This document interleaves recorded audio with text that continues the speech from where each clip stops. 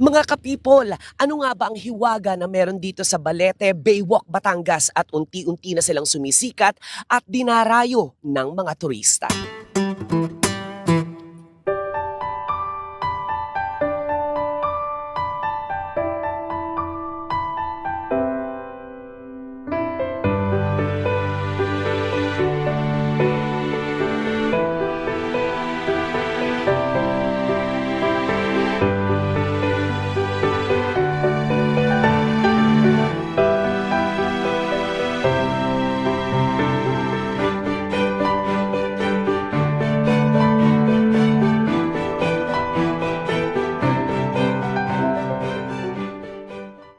Ito ang Balete Baywalk na matatagpuan dito sa probinsya ng Batangas. Mga kapipol, alam nyo ba na ang Balete ay dating bahagi ng Lipa City, Batangas at di kalaunan, humiwalay ito at nagkaroon ng sariling munisipyo at tinawag na nga nating The Town of Balete, Batangas. Puntahan talaga ito ng buong pamilya. Si nanay, si tatay, ang mga bata, kasama na rin ang mga fur babies natin. Pwede kang mangisda ng solo o mangisda kasama ang buong tropa mo. Dahil sa totoo lang, ang dami din talagang nakukuhang isda dito. Minsan, mag-iingat ka lang. Hindi dahil baka mahulog ka. Baka kasi sirena o shokoy na ang mabingwit mo.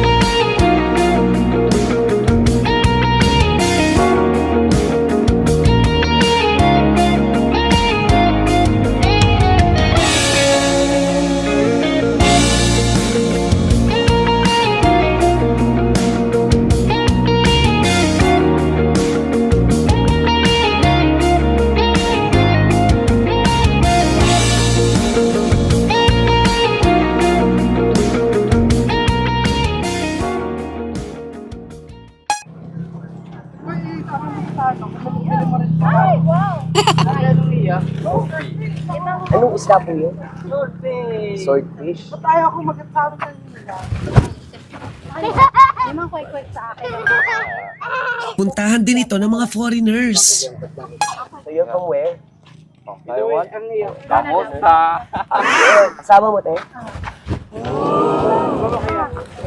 Kita papa, tensya, hapo ha. Say hi. Say hi kay kuya. Say hi. Hello.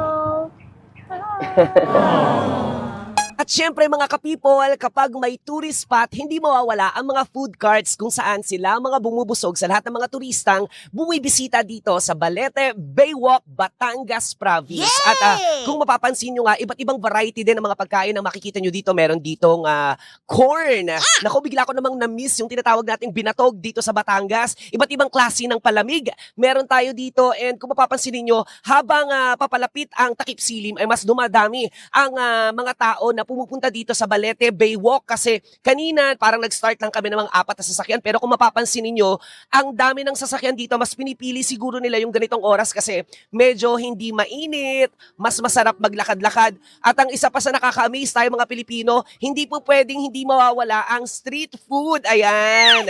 Kaway naman kayo dyan, guys. Meron silang hotdog.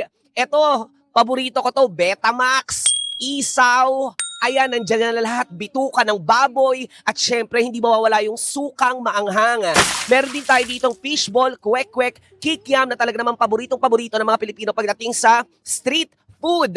Hindi talaga maubusan ng pagkain dito dahil nagsaserve sila ng iba't ibang klaseng putahe na po pwedeng ibigay sa inyo kung sakaling bibisita kayo dito sa Balete Baywalk, Batangas. Ayan, kung makikita natin, meron silang tinatawag na siomai dito, meron din silang french fries, At may pa-waffle, can you imagine? May pa-waffle dito sa harap ng dagat ng Balete. Hindi ko nga alam kung dagat o lake ba ito.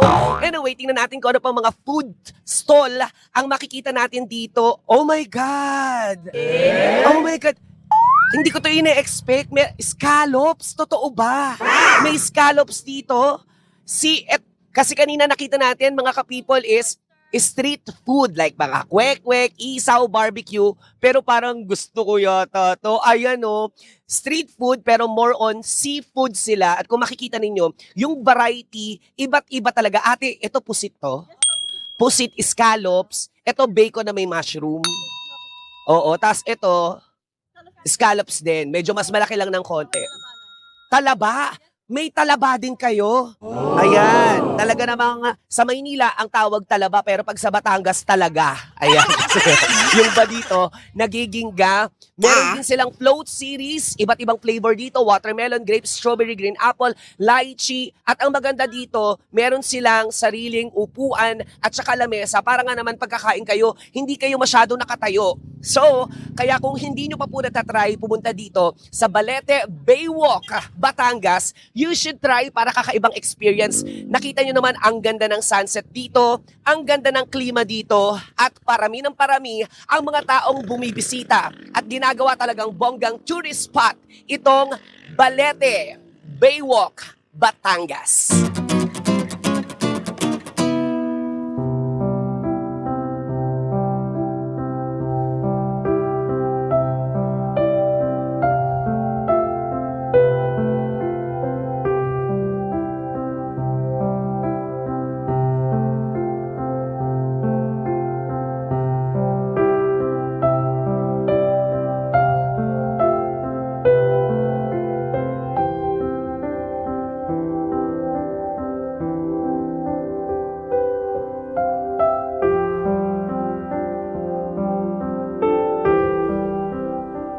Mga ka-people, at dahil sa ganda ng sunset scenery dito, puntahan din ito ng mga magjojowa na gustong magpa-sweet in public. Katulad na lang ng dalawang ito na todo-todo ang pang-iinggit sa akin. Sige, itodo nyo pa. Magpanggap kayo na hindi nyo ako nakikita dito. Magpanggap kayo na hindi kayo nakakasakit sa mga single na katulad ko.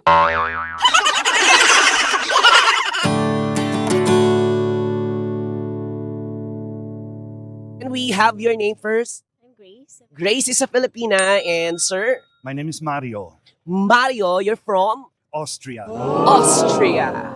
So, this lovely couple is now here in Balete, Baywalk, Batangas to, appreciate the beautiful scenery of this Baywalk. How long have you been a couple together?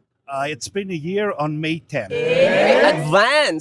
Advance anniversary this coming May 10. And how do you find the Philippines so far? I was always looking for a Philippine girl because I heard from my friends they're the most passionate and beautiful women on earth. So I joined a Christian Filipina dating site, and then I met my Grace there. Yeah. Well, you know what, Mario? You were told right, because I can say that Filipino women are the best wives in the world. But just in case you want to try a different thing here in the Philippines, you should also try Filipinos. No, I'm just joking. It all depends on the money, you know. Do you want to shout out someone? Like family, friends? Yeah, I want to say hi to my daughters, Yeah. Yuan and Yuri, to Nanay, Tatay, to everyone I know, and all people from Austria. Come here. It's the best decision ever. That's so nice of you. Yeah, from my kuya from Australia and my sister. Hi. How do you say hello in Austria? Hello. Hello, it's the same. It's just different pronunciation. Hello. Hello. Hello. Hello, Austria. How about I love you in Austria? Oh, that's Ich liebe dich. Oh my God, that's so hard. That's so hard. Can you repeat it again? Yeah. I liebe, love, dich, you. Ich liebe dich. Yeah, perfect. Ich liebe dich. Yay! Austria, ich liebe dich. Yay! Nice meeting you. Nice meeting you. Mga ka-people, alam ko na ang dahilan kung bakit mas malimit silang pumunta dito kapag takip silim. Una, hindi na ganun kainit. Pangalawa, ang gandang pagmasdan ng mga bundok at ng mga ulap at kalangitan. Kung ang gusto nyo lang naman ay magmuni-muni, mag-isip-isip dahil sa mga problema natin ngayon dito sa Pilipinas, I think this spot is one of the best places na pwede mong puntahan kung gusto mong makapag-isip-isip, tumingin sa langit o sa tubig.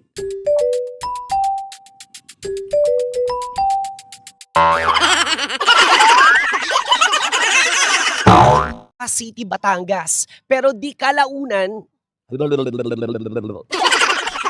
at di kalaunan ay naging